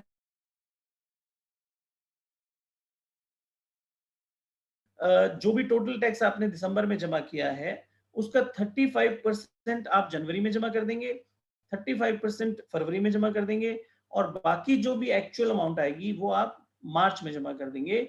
ये ऑप्शन उन लोगों के लिए जो पहले से क्वार्टरली स्कीम में थे और उन्होंने क्वार्टरली टू क्वार्टरली ही लेकिन क्यूआरएमपी स्कीम में अपने आप को शिफ्ट किया है। तो ये हालांकि क्यूआरएमपी स्कीम के ऊपर एक बहुत बड़ा सर्कुलर भी है और उसका नोटिफिकेशन जो है उसमें बड़े ब्यूटीफुली उन्होंने क्यूआरएमपी के सारे प्रोविजंस बताए हैं, बट क्योंकि ये सेशन स्पेसिफिकली उन क्यूआरएमपी स्कीम के ऊपर नहीं है तो इसलिए मैंने सारी चीजों को बहुत डिटेल में डिस्कस नहीं किया। बट मुद्दे की बात यह है कि 5 करोड़ से कम की टर्नओवर वाले लोग जो हैं वो इसका फायदा उठा सकते हैं। इसमें दो से इंपॉर्टेंट फीचर्स हैं जो नॉर्मल कैटेगरी में नहीं होते। पहला, उसकी जो मंथली पेमेंट का क्राइटेरिया है वो दो तरीके से गवर्न होता है, सेल्फ असेसमेंट मेथड या फिक्स्ड पेमेंट मेथड, और दूसरा जो हमने अभी पहले भी बात की थी आईएफएफ फैसिलिटी। तो क्यूआरएमपी होल्डर्स के लिए एक स्पेसिफिक विंडो है जहां पे वो जीएसटीआर 1 फाइल करने की जो विंडो होती है वहीं पे आईएफएफ भी है, जिसको हम कहते हैं इनवॉइस फर्निशिंग फैसिलिटी। तो इनवॉइस फर्निशिंग फैसिलिटी वही है जो हमने बात की थी कि अगर मेरी रिटर्न ड्यू है मार्च में, लेकिन मेरा सप्लायर बायर ये कह रहा है कि मैं भैया पैसे नहीं दूंगा जब तक मेरा इनपुट जो इनवॉइस है वो मेरी 2A में दिखाई नहीं दे रहा, तो उस केस में आप अपनी जीएसटीआर 1 ना भर के उसकी जगह पे आईएफएफ में जाके वो सारे इनवॉइसेस अपलोड कर दीजिए। जैसे ही आप वो इनवॉइसेस अपलोड करेंगे तो वो सामने वाला आपका जो रेसिपिएंट है उसके इनपुट टैक्स क्रेडिट उसकी लेजर में दिखाई देगा 2A में, और वो उसका claim as an input tax credit अपनी जीएसटीआर 3B में ले सकता है। तो जो आईएफएफ फैसिलिटी है वो भी एक स्पेसिफिक फीचर है जो क्यूआरएमपी में एप्लीकेबल होता है, और दूसरा जो टैक्स पेमेंट का प्रोसीजर है जो मंथली बेसिस पे पेमेंट होती है वो भी क्यूआरएमपी का ही एक प्रोसीजर है। मंथली पेमेंट जो है उसकी ड्यू डेट 25 तारीख ऑफ द फॉलोइंग मंथ होती है। जिस महीने की रिटर्न की हम बात करते हैं उससे फॉलोइंग मंथ में 25 तारीख को आप वो टैक्स जमा कराते हैं एवरी मंथ, और जो क्वार्टरली रिटर्न फाइल होगी जो 3rd मंथ में जाएगी उसमें जितना भी डिफरेंशियल टैक्स है आपका वो भी जमा होगा, और उसी महीने में आपकी दोनों रिटर्न्स भी फाइल होंगी, 3B भी फाइल होगी और जीएसटीआर 1 भी फाइल होगी। तो ये हमने मोटा मोटा ब्रॉडली डिस्कस कर लिया है रिटर्न्स के बारे में। अब मैं आखिरी के 10-15 मिनट, हालांकि मैं श्योर हूं कि बजट से रिलेटेड कुछ सेशंस पहले भी हुए होंगे कि बजट में क्या क्या अमेंडमेंट्स आए हैं और वो 1 अप्रैल से जो लागू होने वाले हैं उसमें क्या चेंजेस आ जाएंगे। बट क्योंकि हम आज की डिस्कशन फोकस कर रहे हैं अप्रैल ऑनवर्ड्स के ऊपर, तो मैं 2-3 इंपॉर्टेंट चेंजेस जो मुझे लगता है कि बजट में अनाउंस हुए हैं और 1 अप्रैल से वो एप्लीकेबल हो जाएंगे, तो मैं क्विकली उनके ऊपर जरा बात करूंगा। तो सबसे पहले एक बहुत ही बड़ा चेंज एक्सपोर्टर्स की लाइफ में आने वाला है 1 अप्रैल से। तो जितने भी गुड्स के एक्सपोर्टर्स हैं जो विद पेमेंट ऑफ टैक्स में एक्सपोर्ट करते हैं, आई थिंक जितने भी लोग एक्सपोर्ट्स के से रिलेटेड ट्रांजैक्शंस को हैंडल करते हैं उनको आइडिया होगा कि एक्सपोर्ट की ट्रांजैक्शंस जो कि 0 रेटेड सप्लाईज मानी जाती हैं उनको जीएसटी में 2 तरीके से हैंडल किया जाता है। एक विदाउट पेमेंट यानी कि एलयूटी के अगेंस्ट एक्सपोर्ट होता है, और एक विद पेमेंट यानी कि पहले आप टैक्स का पेमेंट कर देते हैं उसके बाद में उसका रिफंड क्लेम करते हैं।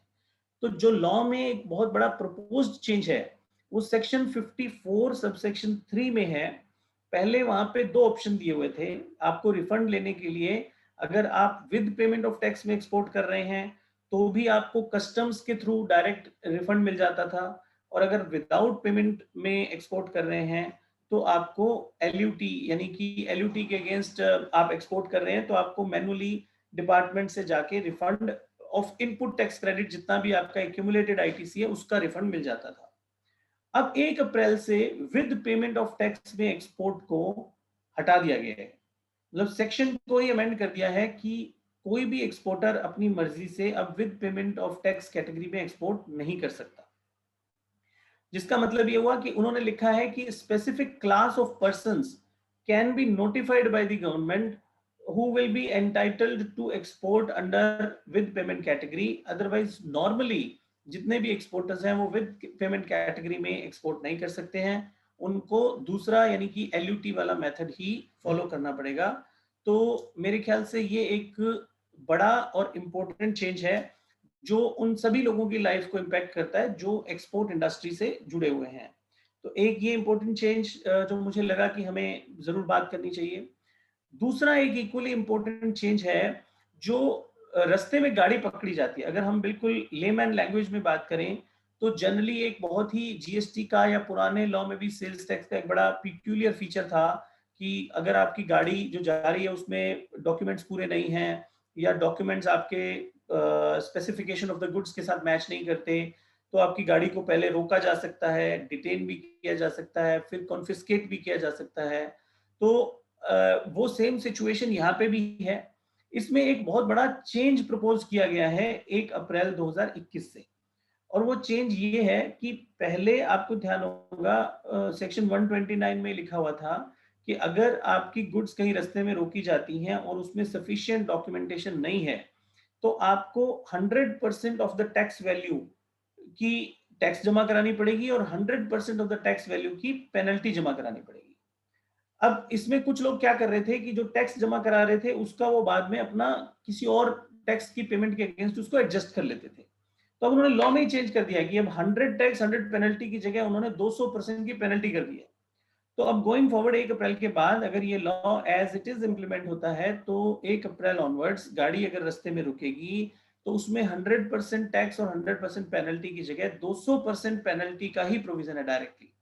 So there is no tax payment at the time of detention of goods on the road for in want of some breach of documentation। आपके पास ई वे बिल नहीं है, आपका ई वे बिल एक्सपायर हो गया है, आपके इनवॉइस के पर्टिकुलर्स गुड्स के साथ मैच नहीं कर रहे, या इनवॉइस आपकी गुड्स के साथ कैरिड नहीं है, जो भी रीजंस हो सकते हैं, उन सब सिचुएशंस में पेनल्टी का वैल्यू जो है वो बढ़ा के 200% कर दिया गया है rather than 100% tax plus 100% penalty. तो ये कुछ ऐसे इंपॉर्टेंट चेंजेस, हालांकि अगर बजट के चेंजेस की बात करेंगे तो वो अपने आप में ही एक इतना बड़ा सेशन है कि हम पूरा 1-1.5 घंटे जो भी बजट में इंपॉर्टेंट चेंजेस हुए उसके बारे में बात कर सकते हैं। बट ये 2-3 चेंजेस मुझे लगा कि स्पेसिफिकली अप्रैल की जब हम बात कर रहे हैं और अप्रैल से रिलेटेड रिटर्न फाइलिंग या कंप्लायंसेस की बात कर रहे हैं तो उसके हिसाब से ये चेंजेस कुछ इंपॉर्टेंट हैं। तो मैं ब्रीफली एक बार फिर रिपीट कर देता हूं। एक्सपोर्ट्स के केस में with payment of tax export करने का ऑप्शन 1 अप्रैल से खत्म हो रहा है। सिर्फ कुछ खास लोगों को नोटिफाई किया जाएगा, वो नोटिफिकेशन अभी तक कोई आई नहीं है, तो उस नोटिफिकेशन में बताया जाएगा कि कौन से एक्सपोर्टर हैं जो इस कैटेगरी में एक्सपोर्ट कर सकते हैं। और दूसरा जो हमने अभी बात की इंपॉर्टेंट चेंज की कि अगर रास्ते में आपकी गाड़ी रुक जाती है तो गोइंग फॉरवर्ड 100% टैक्स और 100% पेनल्टी की जगह 200% पेनल्टी पेमेंट। ये जो टोटल प्रोविजन है ये थोड़ा कॉम्प्लेक्स है, इसमें अलग अलग सिचुएशंस हैं, लेकिन वो सारी सिचुएशंस जब कभी हम डिटेल में बात करेंगे उसी टॉपिक पे तब डिस्कस करेंगे। बट उसका मोटा क्रक्स यही है कि टैक्स प्लस पेनल्टी की जगह अब सारा का सारा अमाउंट जो है वो आपको पेनल्टी की कैटेगरी में ही जमा कराना पड़ेगा। और एक और बात जो हालांकि डायरेक्टली अप्रैल से एज सच इफेक्ट नहीं रखती है, बट एक बहुत बड़ा चेंज जो है लॉ में वो धीरे धीरे लेके आए हैं, वो ये है कि पहले जो रजिस्टर्ड पर्सन होता था, सारी पेनल्टीज और penal consequences of any kind of non compliance और फ्रॉडुलेंट एक्टिविटीज जो है वो प्राइमरीली प्रिंसिपली उसी आदमी के नाम पे होती थी जो आदमी एक रजिस्टर्ड पर्सन है। लेकिन अब लॉ में अमेंडमेंट इस तरह से हो गया है कि अप्रैल ऑनवर्ड्स जो लोग उन ट्रांजैक्शंस को इंस्टिगेट कर रहे हैं, जो उन ट्रांजैक्शंस के पीछे मास्टरमाइंड है, वो लोग भी लीगली अब इस सर्कल में आ जाएंगे जो अभी तक नहीं होता था। तो मैं एक एग्जांपल देता हूं। मान लीजिए एक इंडिविजुअल के नाम पे फर्म बनी, लेकिन उस फर्म को बनाने वाला, उसको चलाने वाला, उसको ऑपरेट करने वाला, उसमें ट्रांजैक्शंस करने वाला कोई दूसरा आदमी है, तो जो पेनल कॉन्सिक्वेंसेस पहले जिस आदमी के नाम पे फॉर्म रजिस्टर्ड होती थी उस पे आते थे, वो सारे के सारे पेनल कॉन्सिक्वेंसेस अगर ये प्रूव हो जाता है कि इसका मास्टरमाइंड या एक्चुअल बेनिफिशियरी कोई और है, तो उस बेनिफिशियरी के ऊपर भी वो सारे के सारे penal consequences as it is apply होंगे, जो कि मेन आदमी जो रजिस्टर्ड पर्सन है उसके ऊपर एप्लीकेबल होंगे। तो ये भी हम लोगों को ध्यान में रखना है कि ऐसी सिचुएशंस में जहां मास्टरमाइंड कोई और होते हैं जो डायरेक्टली अपने नाम से कोई काम नहीं करते हैं, वो लोग भी अब डायरेक्टली इस नेटवर्क में आ गए हैं कि सारे के सारे पेनल प्रोविजंस उनके ऊपर भी एप्लीकेबल होंगे। तो इसी के साथ आई थिंक आज का जो टाइम था उसमें जितनी पॉसिबल चीजें हो सकती थी मैंने सब लोगों के साथ शेयर की, एंड आई होप कि कुछ ना कुछ वैल्यू एडिशन इस पूरे डिस्कशन से सामने आया होगा। और मैं रिक्वेस्ट करूंगा कि अगर कुछ क्वेश्चन आंसर्स हैं तो हम उन पे बात कर लेते हैं। Over to Rajesh ji. Thank you, Goel Saab, for a wonderful deliberation on the subject in a very, very soft and simple language, that is Hindi. लोग लाइक भी करते हैं सर, आपकी जो मदर टंग है हमारी भी मदर टंग है, बहुत अच्छा है।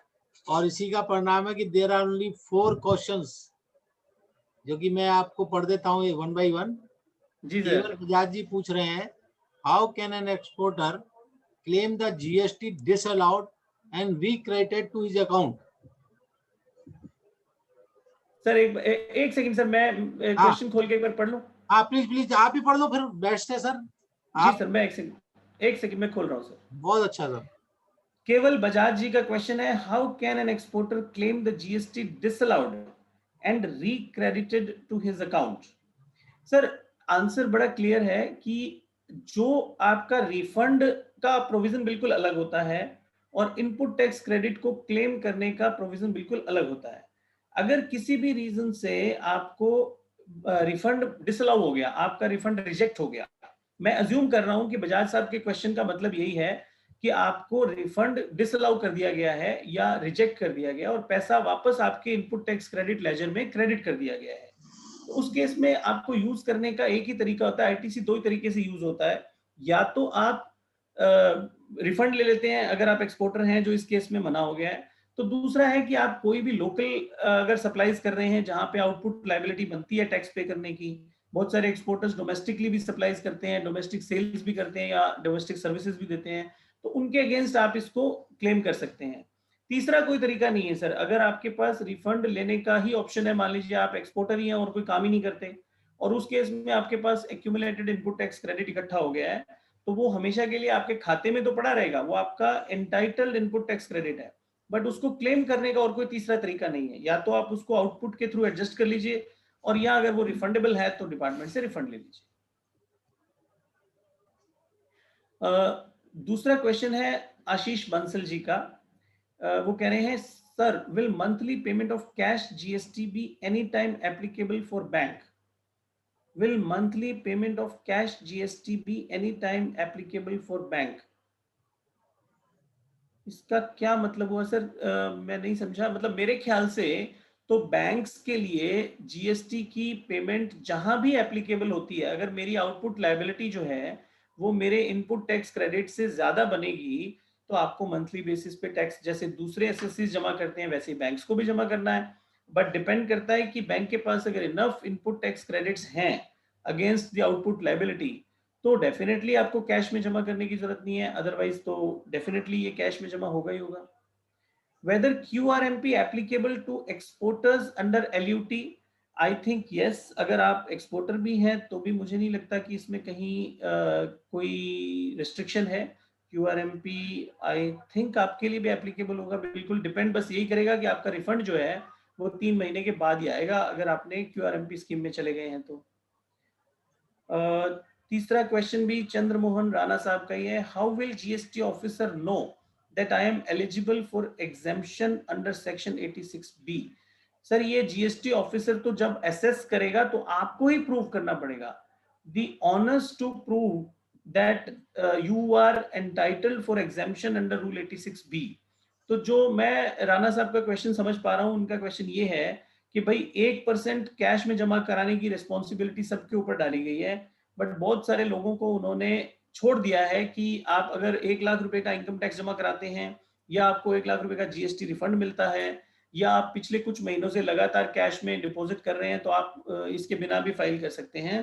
तो ये जीएसटी ऑफिसर को अपने आप पता नहीं चलेगा सर, ये तो आपको ही प्रूव करना है जब कभी आपकी असेसमेंट होगी, आपकी ऑडिट होगी।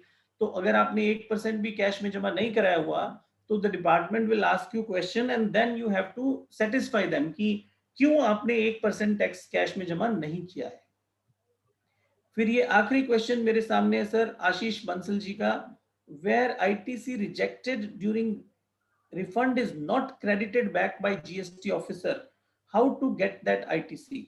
सर जब भी जीएसटी का रिफंड रिजेक्ट होता है तो एक PMT 05 नाम का एक वो इशू होता है, आपका ऑर्डर इशू होता है। उस ऑर्डर के तहत आप लेटर लिख के डिपार्टमेंट से अपना पैसा रिक्रेडिट करवा सकते हैं। कई केसेस ऐसे होते हैं जहां डिपार्टमेंट से रिजेक्शन ऑर्डर तो आ जाता है बट रेस्पेक्टिवली रिक्रेडिट का वहां ऑर्डर नहीं होता। अगर ऐसी सिचुएशन है तो आप अपने ऑर्डर के अगेंस्ट एक लेटर लिखिए डिपार्टमेंट को और उनको बोलिए कि आपका ये रिफंड रिजेक्ट हो गया है लेकिन अमाउंट आपके आईटीसी लेजर में क्रेडिट नहीं हुआ, तो आपको बिल्कुल आईटीसी लेजर में क्रेडिट करके देंगे। तो मेरे ख्याल से जो स्क्रीन पे क्वेश्चंस है वो खत्म हो गए हैं sir. Sir, screen off the screen, on the screens, all questions are over. Thank you, sir. Thank you very much. And I request our Rajiv Kohli ji for a vote of thanks. Over to Kohli, sir. Manoj ji, thank you for such a nice, elaborate, comprehensive, detailed discussion on the subject. इंटरक्रेसेस जो है हमारी bank के अंदर जब audit करेंगे और GST क्या, so whether registration level की बात है, स्ट्रक्चर क्या है बैंक का, वो सर्कल ऑफिस में रजिस्ट्रेशन है, स्टेट ऑफिस में, that's a difference. Interest exempt, but credit card का इंटरेस्ट है उसके ऊपर GST leviable, service charge leviable. Foreign customers का आपने बड़े अच्छी तरीके बताया कि उनका जो है basically that will become a local supply. And below inter branch inter bank transaction are totally different, so उसके अंदर ध्यान रखना है। Plus the compliance will see what is a de facto, because GST if that is going to be done at the central level, so branch auditors may also be said कि ये कर लो तो आप clarify कर ही देंगे जैसे उन्होंने बताया। And also briefly you discuss on the compliances effective January और April 21 QRMP आएगी। बेसिकली सर वैसे पुराना काम हो रहा है अब कि 1% जो है ना, पहले 0 रेटेड कंपनीज होती थी तो हमारा मैट आ गया था, फिर एडवांस टैक्स की जो रूलिंग है slowly that become very innovative कि पैसे तो मेरे को कलेक्ट करना है सरकार ने, तो they want to do more and more collection, so trying to innovate on the schemes कि आप 35% दे या दे, but things are improving, but they have done lots of things. The invoice furnishing facility is a good facility कि 5 करोड़ की limit के अंदर तो काफी सारे लोग कवर हो जाएंगे, but the recipient is always a drawback because अगर उसके अंदर आएगा नहीं उसका क्रेडिट तो is there, plus the your HSN codes up to 4 digits and 6 digits, that becomes very important. Then the exporters of goods, the LUT by default becomes now compulsory, and goods in transit confiscation के ऊपर जो back mind है, end of the day they want to do कि who is the person behind the so called fake invoices or the ringmaster को पकड़ना चाहते हैं। Sir, thank you once more for such a nice and elaborate deliberation. Thank you, sir. Thank you, sir. Thank you very much, sir. I also welcome अपने RS Goel ji, Radheshyam Goel ji, who joined just now us. अच्छा sir. Goel साहब भी अपना study circle बड़ा बढ़िया चलाते हैं और आजकल नेताजी सुभाष प्लेस में बड़ा ऑफिस ले लिया है सर ने भी। Welcome sir. कार में आपकी आवाज नहीं आ रही होगी प्रभु जी, आप कुछ बोलना चाहें तो सर बोले गोयल साहब। चलो एनीवे शायद वो आवाज उनके तक नहीं पहुंच रही। हाँ गोयल साहब welcome sir.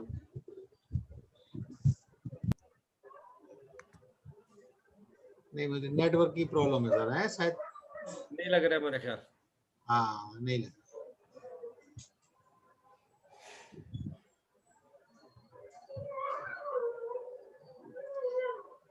Anyway sir thank you very much. हमारा next webinar day after tomorrow है on bank branch audit. I will send you the link for registration. All are requested to register and join us. Thank you once again Manoj ji. Thank you so much sir. Thank you sir. Thank you Kohli sahab. You're welcome sir. Thank you Goel sahab.